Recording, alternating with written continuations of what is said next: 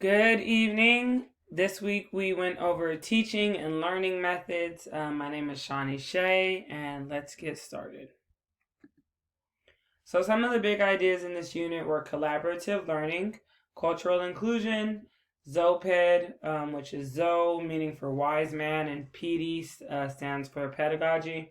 The third space, monologist and dialogic versus dialogic communication. Not so much versus, but just the two different types. The underlife and the counterscript, one of my favorite things. Socio-critical literacy, something I also think is really important, especially about making students actors in history, and observational methods, which I do also really appreciate the information that's gained from observational methods. The new insights I gained. So the ability to build or create a counterscript is a sign of intelligence and survival because the traditional educational script is violent. And so I think that especially when we consider like what is intelligence, the defiant student in and of himself is intelligent because that very defiance is a sign not only that the student is trying to survive, but that the student recognizes that someone or something or some form of curriculum is attacking that person. For me, I would count that as one of the most greatest survival skills that any human being can have. The ability to create a space in which they grow, which is the third space. So I want to credit Black students for, creating that third space. Teaching methods like Zoped can be effective if they are comprehensively applied, and I think we talked about that with a lot of the other community of learners, collaborative learning, different styles of testing. All of that is really affected by whether or not the staff and the students have support, but really if the staff is supported and given enough methods. So I was excited about Zoped because it was nice to see that, it's a different way of teaching and interacting in the classroom. Influence.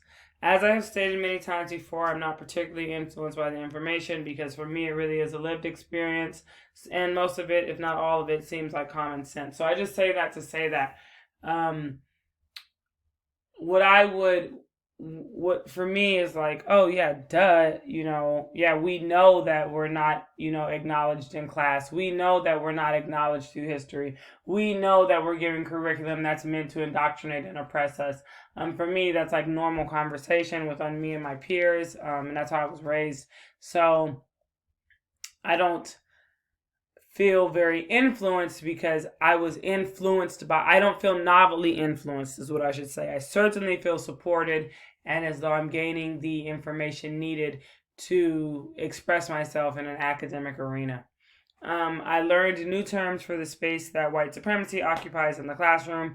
Of course, that would be the first space.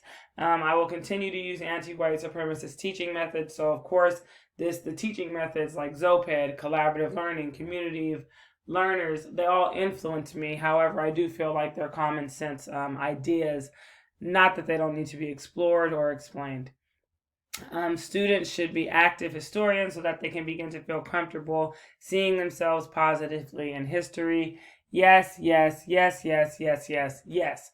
It's very difficult to engage Black students in anything that's really rooted in white supremacy. It's super, super hard because we recognize immediately that this is meant to tear us down, and that we're usually nowhere in the story, especially when it comes to contributions to civilization. And so, number one, allowing the students to contribute is like way overdue, and then allowing them to use the socio-critical aspect of literacy and say, hey, that shit doesn't make sense, or that's not right, or that's not my experience, for me, is really empowering. And so I have a picture here, of a scared student because that is the gist of it, right? When we're not encouraging and empowering students, then what are we really doing?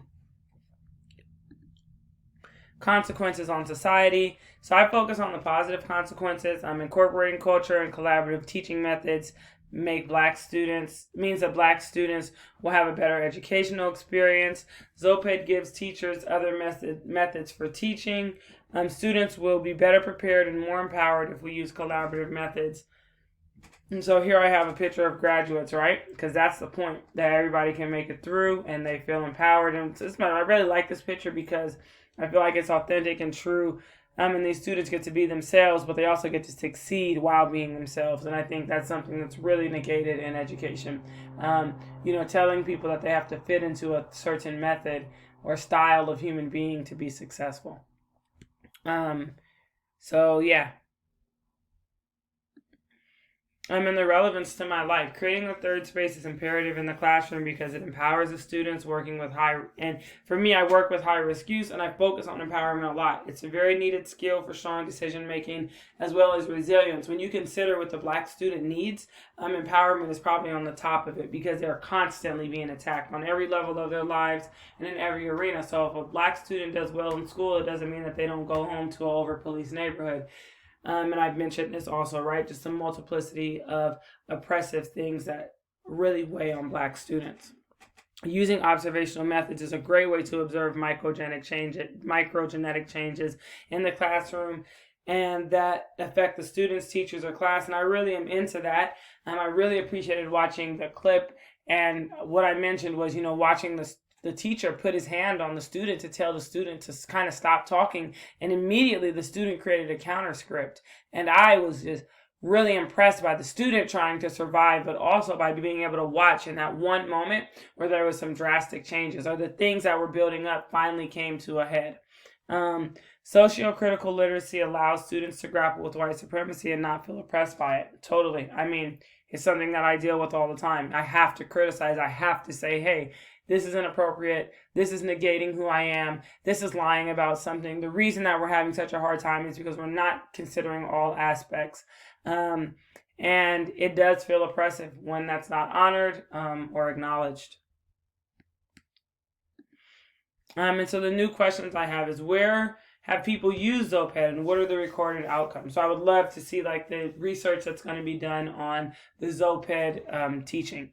And what type of counterscripts are created around math and what are some of them? For me, I thought of that because math is thought of as a constant. That doesn't mean that it's true. It just means that it's supposed to be the same everywhere. And so anytime that you have something that's supposed to be the same everywhere, I'm really curious to know what are the counterscripts because nothing is the same everywhere. And how does socio-critical literacy affect white students? And my belief, I would believe that it only helps, right? Because it's true education, authentic education. But I'm curious to see what are the feelings around having to learn history in a way that does not allow white supremacy to be the foreground. So that is what I thought. And of course, I thought about the banking method and all of those things, but those are the things that really stuck out to me. And thanks for listening. Have a great week. And I guess we got one more week of this. So one more final project. Take care.